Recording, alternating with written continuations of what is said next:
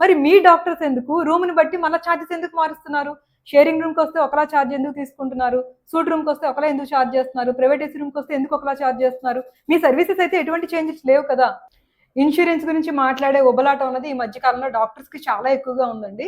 ఎవరి ప్రొఫెషన్కి తగ్గట్టుగా వాళ్ళు ఇక్కడ వర్క్ చేయాలి. నేను ఒక అడ్వైజర్గా విత్ మోర్ దెన్ 10 years సీనియారిటీతో ఉన్నప్పుడు హెల్త్ ఇన్సూరెన్స్లో వచ్చే అబ్జెక్షన్స్ ఏంటి, క్లైమ్ ప్రొసీజర్ ఏంటి, ఇవన్నీ నేను గైడ్ చేయాలి. కానీ డాక్టర్స్ చేయాల్సిన వృత్తిలోకి ఎంటర్ అయ్యి మీరు ఈ సర్జరీ ఎందుకు చేశారు, ఈ సర్జరీ ఇలా ఎందుకు చేశారని అడిగే క్వశ్చన్ రైట్ నాకు ఎలా అయితే ఉండదో, ఒక పాలసీ గురించి పూర్తి అవగాహన లేకుండా సింపుల్గా ఇన్సూరెన్స్నే బ్లేమ్ చేయడం అన్నది ఈ మధ్య కొంతమంది డాక్టర్స్లో రిపీటెడ్గా చూడటం వల్ల ఎక్స్క్లూజివ్గా ఈ వీడియో చేయడం జరుగుతుంది. నేను మీ Pushpa, welcome to our Dhanvantara YouTube channel. Restoration benefit గురించి చాలా ఈజీగా మోసము దగ అని చెప్పి ఒక డాక్టర్ గారు మెన్షన్ చేశారు. అసలు రీస్టోరేషన్ బెనిఫిట్కి కస్టమర్ ఏమైనా ప్రీమియం పే చేస్తున్నారా, అసలు రీస్టోరేషన్ బెనిఫిట్ తాలూకా రియల్ టైం నెసెసిటీ ఏంటి అన్నది ఫస్ట్ మనం తెలుసుకోవాలి. మీరు ఏదైతే పాలసీ తీసుకున్నారో ఆ పాలసీలో ఉన్న సమ్ ఇన్ష్యూర్డ్ మొత్తం కంప్లీట్ అయిపోయిన తర్వాత ఎడిషనల్ ప్రొటెక్షన్ కూడా మీకు ఇవ్వాలనే ఉద్దేశంతో ఇన్సూరెన్స్ కంపెనీ మీరు ఎంత సమ్ ఇన్ష్యూర్డ్ అయితే తీసుకున్నారో సేమ్ సమ్ ఇన్ష్యూర్డ్ని మళ్ళీ రీఫిల్ చేస్తుంది వితౌట్ ఎనీ లోడింగ్ ప్రీమియం. అది ఒక కాంప్లిమెంట్లా మీకు ఇన్సూరెన్స్ కంపెనీ ప్రొవైడ్ చేస్తుంది తన కస్టమర్కి. దీని మీద మినిమం అవగాహన లేకుండా దాన్ని కూడా మోసం అని చెప్పి ఆయన చాలా సింపుల్గా కామెంట్ చేస్తున్నారు. ఒకవేళ అదే బెనిఫిట్ లేకపోతే అదే ఇయర్లో రిపీటెడ్ టైమ్స్ ఏదైనా అవసరమైన క్లైమ్కి వెళ్లాల్సి వచ్చినప్పుడు ఆ పేషెంట్ తాలూకా పెయిన్ ఎలా ఉంటుందో ఒక్కసారి ఆలోచించండి. అసలు రీస్టోరేషన్ పెద్ద దొంగ బెనిఫిట్ అని ఆయన సింపుల్గా బ్లేమ్ చేశారు కదా. అసలు రీస్టోరేషన్ బెనిఫిట్ అంటే ఏంటి? ఒక పాలసీ సమ్ ఇన్ష్యూర్డ్ అంటే ఎగ్జాంపుల్ వైఫ్ అండ్ హస్బెండ్ ఇద్దరు పిల్లలు కలిసి ఒక 10 లక్షల పాలసీ తీసుకున్నారు. అనుకోకుండా నలుగురిలో ఒకరికి ఏదో మేజర్ ఇల్నెస్ వచ్చి ఒక 6 నెలల్లోనే ఈ 10 లక్షల రూపాయలు వాడేయాల్సి వచ్చింది. గతంలో ఉండే టర్మ్స్ అండ్ కండిషన్స్ని బట్టి వాళ్ళ పాలసీ తాలూకా వాల్యూ అయిపోయింది కాబట్టి ఇంకా ఆ ఇయర్లో రిమైనింగ్ ఏ ప్రాబ్లం వచ్చినా సరే ఈ 4 మెంబర్స్కి ఎటువంటి కవరేజ్ ఉండేది కాదు. ఈ ఆటో రిజిస్ట్రేషన్ బెనిఫిట్ వచ్చిన తర్వాత కస్టమర్ని ఎలా సేవ్ చేయగలిగిందంటే ఆ పర్సన్కి ఆ ప్రాబ్లం కాకుండా వేరే సమస్య ఏదైనా వచ్చినా కవర్ అయ్యేటట్టు, అలాగే రిమైనింగ్ ఫ్యామిలీ మెంబర్స్ ఎవరైతే అంతవరకు ఆ ఇయర్లో ఇన్సూరెన్స్ యూజ్ చేసుకోలేదో వాళ్ళు దేనికైనా వాడుకునేటట్టుగా ఈ ఫీచర్ని తీసుకుని వచ్చారు. దీనికి కస్టమర్ దగ్గర నుంచి ఇన్సూరెన్స్ కంపెనీస్ ఎటువంటి ప్రీమియం కలెక్ట్ చేయలేదు. సో ఇది మనకి ఇందులో గుర్తుపెట్టుకోవాల్సిన విషయం. సో దీనికి బెస్ట్ ఎగ్జాంపుల్ అయితే మనం కరోనానే తీసుకోవచ్చు. ఒకే ఇయర్లో మనం ఫస్ట్ వేవ్ చూసాము, సెకండ్ వేవ్ చూసాము. సో ఫస్ట్ వేవ్లో ఆల్రెడీ ప్రాబ్లం ఫేస్ చేసిన వ్యక్తికి మళ్ళీ సెకండ్ వేవ్లో కూడా కరోనా రిపీట్ అయ్యింది అనుకోండి, ఆల్రెడీ ఎగ్జాస్ట్ అయిపోయింది కాబట్టి కవరేజ్ ఉండేది కాదు. సో ఈ ఇన్సిడెంట్ జరిగిన తర్వాత ఐఆర్డీఏ ఇన్సూరెన్స్ కంపెనీస్ అన్నింటినీ కూడా ఇనిషియేటివ్ తీసుకోమని వాళ్ళకు ఒక బాధ్యత అయితే అప్పచెప్పారు. అందుకే ఇప్పుడు వచ్చిన అన్ని ప్లాన్స్లో కూడా auto restoration benefit unlimited times with same person same డిసీజ్కి కూడా కవర్ అయ్యేటట్టుగా తీసుకురావడం జరిగింది. దీనికోసం ఇన్సూర్డ్ పర్సన్స్ లేదా పాలసీ ప్రపోజర్స్ కానీ ఎవరు కూడా ఎటువంటి అడిషనల్ ప్రీమియమ్స్ పే చేయాల్సిన అవసరం లేదు. సో కంపెనీ తన ఇన్సూర్డ్ పర్సన్స్ని ప్రొటెక్ట్ చేయాలనే ఉద్దేశంతో మంచి ఆలోచనతో ఈ రీస్టోరేషన్ బెనిఫిట్ని తీసుకుని వస్తే అది దగా మోసం అని చెప్పి ఆయన కంప్లీట్గా ఇన్సూరెన్స్లో ఉన్న వాళ్ళందరినీ కూడా మిస్గైడ్ చేయడానికే తప్పించి అందులో నాకు వేరే వ్యాలిడ్ రీజన్ అయితే ఏం కనిపించలేదు. నెక్స్ట్ అదే డాక్టర్ గారు నో క్లెయిమ్ బోనస్ని కూడా కామెంట్ చేశారు. నో క్లెయిమ్ బోనస్ అంటే ఏంటంటే ఆ ఇయర్ మొత్తం మీద ఆ పాలసీ హోల్డర్ క్లెయిమ్ చేసుకోలేనందుకు కానీ అడిషనల్గా వాళ్ళ పాలసీని బట్టి 5% నుంచి 100% వరకు యాడ్ చేసే ఫీచర్స్ అయితే వచ్చాయి. అది వాళ్ళు తీసుకున్న పాలసీని బట్టి ఆధారపడి ఉంటుంది. ఇది కస్టమర్కి ఎంత ఫేవరబుల్ అంటే వాళ్ళు తీసుకున్న సమ్ ఇన్ష్యూర్డ్ ఎగ్జాస్ట్ అయిపోయిన తర్వాత కూడా అతను ముందు నుంచి ఇన్సూరెన్స్లో ఉండటం వలన ఆ నో క్లెయిమ్ బోనస్ తాలూకా సమ్ ఇన్ష్యూర్డ్ని కూడా ఏదైనా అవసరం వచ్చినప్పుడు వాళ్ళు అవైల్ చేసుకోవచ్చు వితౌట్ ఎనీ కాస్ట్. దీన్ని కూడా ఆయన కండిషన్స్ ఉన్నాయి, కండిషన్స్ అప్లై చేశారని చెప్పి చాలా సింపుల్గా కామెంట్ చేస్తున్నారు. నో క్లెయిమ్ బోనస్ అన్నది కస్టమర్ దగ్గర నుంచి ఎటువంటి అడిషనల్ ప్రీమియం తీసుకోకుండా ఇచ్చే అడిషనల్ బెనిఫిట్. ఇది అన్నిట్లో కూడా 20% కాదు, 30% కాదండి. వాళ్ళు తీసుకున్న పాలసీని బట్టి ఇప్పుడైతే కొత్తగా వచ్చిన ప్లాన్స్లో 100% no claim bonus every year కూడా ఇర్రెస్పెక్టివ్ ఆఫ్ క్లైమ్ ఇస్తున్న పాలసీస్ కూడా వచ్చాయి. ఇది డిపెండ్స్ ఆన్ పాలసీని బట్టి ఉంటుంది కానీ అడ్వైజర్ని బట్టి కానీ కంపెనీని బట్టి కాదు, వాళ్ళు తీసుకునే పాలసీని బట్టి ఉంటుంది.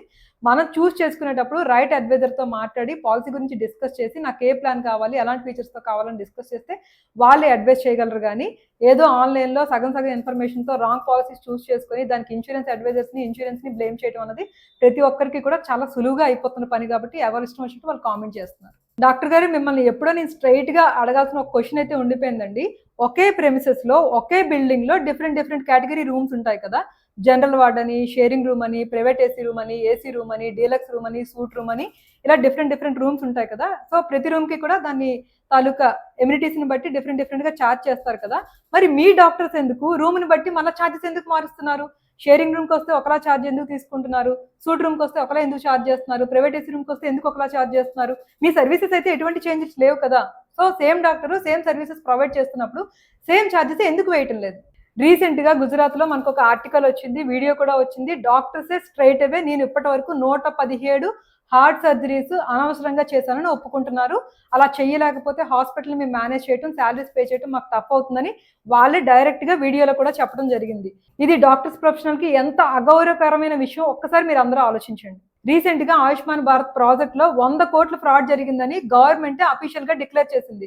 నిజంగా ఒక ఇన్సూరెన్స్ లో ఫ్రాడ్ జరగాలి అంటే పేషెంట్ తాలూకా ఇన్వాల్వ్మెంట్, డాక్టర్ తాలూకా ఇన్వాల్వ్మెంట్, హాస్పిటల్ తాలూకా మేనేజ్మెంట్ తాలూకా ఇన్వాల్వ్మెంట్ లేకుండానే ఏ ఇన్సూరెన్స్ కంపెనీనైనా ఫ్రాడ్ చేయగలదా? ఏ ఇన్సూరెన్స్ కంపెనీస్ అయినా మోసం చేసి అమౌంట్ తీసుకోగలదా? ఇదంతా కూడా ముగ్గురు కొలాబరేట్ చేయకుండానే జరుగుతుందా? ఏదైతే ట్రీట్మెంట్ మీరు ఓపెన్ సర్జరీకి ఒకలా ఛార్జ్ చేస్తున్నారో, లాప్రోస్కోపిక్ ఎలా అయితే ఒకలా ఛార్జ్ చేస్తున్నారో, రోబోటిక్ ట్రీట్మెంట్స్ కి ఎలా అయితే డిఫరెంట్ ఛార్జెస్ ఉన్నాయో, అలాగే కస్టమర్ కూడా వాళ్ళు తీసుకునే పాలసీని బట్టి అందులో బెనిఫిట్స్ ఉంటాయి. కస్టమర్ నేను ఎక్కువ ప్రీమియం కట్టుకోలేని చెప్పి కావాలని కోపేమెంట్ ఆప్ట్ చేసుకునే ఫెసిలిటీ ఇప్పుడు వెసులుబాటు ఐఆర్డీఏ తీసుకొచ్చింది. కోపేమెంట్ అనే ఆప్షన్ సెలెక్ట్ చేసుకుని పాలసీ తీసుకుని ఉండొచ్చు. ఈ కండిషన్స్ గురించి మీకు ఐడియా ఉండదు కదా. బీయింగ్ ఏ ప్రొఫెషనల్ మీరు డాక్టర్గా ఎవరికి ఎంత బెస్ట్ సర్వీస్ ఇవ్వచ్చు, ఎంత బెస్ట్ ట్రీట్మెంట్ ఇవ్వచ్చు, ఎంత బెస్ట్ హాస్పిటాలిటీ ఇవ్వచ్చు అన్నది మీరు ఆలోచించి ఆ రకంగా మీరు సర్వీసెస్ని ఎన్హాన్స్ చేసుకుంటే బాగుంటుంది. కానీ ఇన్సూరెన్స్ అడ్వైజర్స్ని సింపుల్గా బ్లేమ్ చేయడం అనేది ఆపుకుంటే చాలా మంచిది. ఇలాంటి మిస్కమ్యూనికేషన్ ఇచ్చి కస్టమర్స్ని, పేషెంట్స్ని మిస్గైడ్ చేయడం వలన ఆల్రెడీ ఇన్సూరెన్స్లో ఉన్న వాళ్ళు కూడా నేను మంచి ప్లాన్లో ఉన్నానా లేదా, రేపు పొద్దున్న నా ఇన్సూరెన్స్ ఏదైనా ప్రాబ్లం అవుతుందని టెన్షన్తో ఉంటారు. కొత్తగా తీసుకునే వాళ్ళు ఈ కన్ఫ్యూజన్లో ఎటువంటి డెసిషన్ తీసుకోలేక హెల్త్ ఇన్సూరెన్స్ని పోస్ట్ పోన్ చేస్తారు. బట్ ఒకటి ఆలోచించండి, వాళ్ళ ఫ్యామిలీలో కానీ వాళ్ళకి కానీ రేపు పొద్దున్న ఎటువంటి హెల్త్ ఇష్యూ వచ్చినా ఇన్సూరెన్స్ లేకపోతే మీ కార్పొరేట్ హాస్పిటల్స్కి ఏ పర్సన్ కూడా రాలేడు. ఇది గుర్తుపెట్టుకోండి. ఈరోజు ఈ కార్పొరేట్ హాస్పిటల్స్ సస్టైన్ అవుతున్నాయి అంటే above 70% of the amount only insurance నుంచి రావటం వల్ల మీరు సస్టైన్ అవుతున్నారు. ఇన్సూరెన్స్ కనుక లేకపోయినట్లయితే కార్పొరేట్ హాస్పిటల్స్లో సామాన్యుడు అడుగు పెట్టగలడా? ఇది మిమ్మల్ని మీరు ఒకసారి క్వశ్చన్ చేసుకోండి. ప్రతిరోజు కూడా ఎంత క్లైమ్ అమౌంట్ మీరు ఇన్సూరెన్స్ నుంచి క్లైమ్ చేసుకుంటుందో ఒక్కొక్క హాస్పిటల్ క్యాల్కులేట్ చేసుకోండి. మీ వీడియోస్ని చూసి ఎవరైతే ఇన్ఫ్లుయెన్స్ అయ్యి ఇన్సూరెన్స్ని పోస్ట్ పోన్ చేయడం కానీ తీసుకోవడం మానేయడం కనుక జరిగితే వాళ్ళకి ఫ్యూచర్లో వచ్చే ఆర్థిక సమస్యలన్నిటికీ మీరే కారణం అన్న విషయం మీరు మర్చిపోకండి. ఓన్లీ 24-25 ఫైనాన్షియల్ ఇయర్లో టోటల్గా మొత్తం ఇన్సూరెన్స్ సెక్టర్ అంతా కలిపి ఇచ్చిన ఇన్సూరెన్స్ క్లైమ్స్ 1,00,000 కోట్లు. ఈ 1,00,000 కోట్లు 10,000 కోట్లు ఫ్రాడ్ క్లైమ్స్కి ఇచ్చినట్టుగా డేటానే చెప్తుంది. 10,000 కోట్లు ఫ్రాడ్ జరిగింది అంటే డాక్టర్ ఇన్వాల్వ్మెంట్, హాస్పిటల్ మేనేజ్మెంట్ లేకుండానే 10 కోట్ల ఫ్రాడ్ జరగడానికి అసలు ఆస్కారం ఉంటుందా? ఈ 10,000 కోట్ల అమౌంట్ కనుక ఉన్నట్లయితే ఎన్ని జెన్యూన్ క్లైమ్స్ని ఇన్సూరెన్స్ కంపెనీ సెటిల్ చేయగలదు? ఇలాంటి ఫ్రాడ్స్ జరుగుతూ ఉండటం వలన రియల్ కస్టమర్ కూడా రియల్ టైంలో చాలా ఇబ్బంది పడాల్సి వస్తుంది. వాళ్ళ క్లైమ్స్ని కూడా పదే వెరిఫై చేయాల్సిన బాధ్యత ఇన్సూరెన్స్ కంపెనీస్ మీద పడుతుంది. ఇందులో ఉన్న ఇన్ఫర్మేషన్ ఇన్సూరెన్స్ తీసుకున్న వాళ్ళకి, తీసుకోవాలనుకుంటున్న వాళ్ళకి ప్రతి ఒక్కరికి ఉపయోగపడే కంటెంటే కాబట్టి ఎక్కువ మందికి రీచ్ అవ్వాలి అంటే లైక్ చేయండి. మరొక మంచి వీడియోతో మళ్ళీ కలుద్దాం. మీ పుష్ప ధన్వంతర.